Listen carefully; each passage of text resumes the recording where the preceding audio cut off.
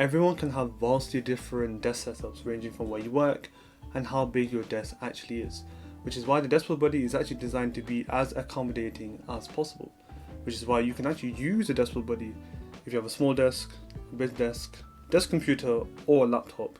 You just decide where you want to hold and house the DeskBoard Buddy, which is why in this part of the video we're going to be talking about how you can use the DeskBoard Buddy and where to position it depending on the type of desk setup you actually have. So let's look at how to set up your DeskBoard Buddy if you are using a desktop setup. What we have found is that the ideal position to house your DeskBoard Buddy is between your keyboard and your monitor. And the reason why is that you want to keep it close enough so you can jot down your ideas and notes, but also keep it in a peripheral vision so you can look at the bigger picture whilst you are using your monitor and your keyboard. But also it is close enough so then you don't have to move around and move your chair to start writing notes. All of this is with the central goal of reducing friction and minimizing resistance in order for you to use the best kind of capability and scenario for making that DeskBoard Buddy worthwhile. Having it close, having it in peripheral vision, and having it kind of centered between the keyboard and a monitor. It's kind of not just for aesthetics, but also for ergonomics and making it easier for you to use all of those features that I have just mentioned. So, got a deskboard, got a monitor, got a keyboard.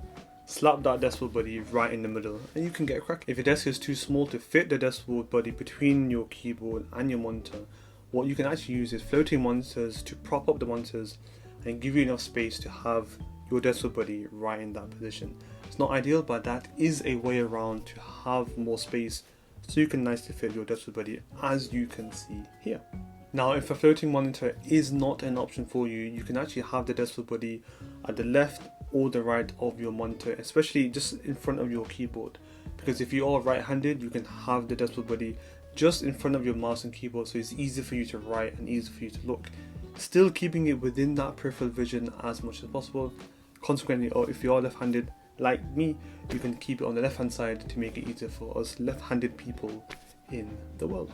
Another quick tip as well is that if you are a bit short of space, you can actually use the glass board, which is at an angle, to prop up your keyboard and use that as a nice way to write and type on if you are looking to try and save space, and you can pull it off, write notes if you need to, if you are really tight for space in terms of your desk real estate. Now let's move on to how you can set up your DeskBoard Buddy if you are using a laptop on your desk.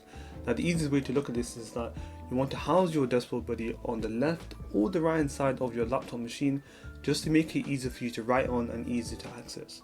The whole notion of this is to keep the DeskBoard Buddy in your peripheral vision, but on the side that you're going to most likely write on. So if you are right-handed or if you are left-handed.